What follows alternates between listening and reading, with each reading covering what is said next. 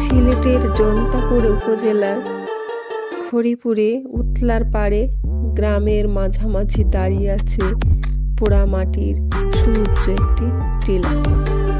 স্থানীয়দের কাছে সেটি চালা টিলা নাম হিসাবে পরিচিত।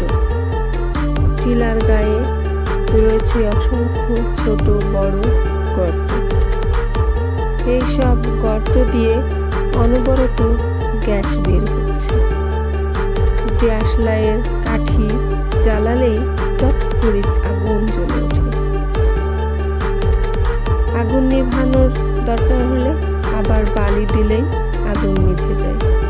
৬৫ বছর ধরে এভাবেই গ্যাস নির্গমন হচ্ছে এই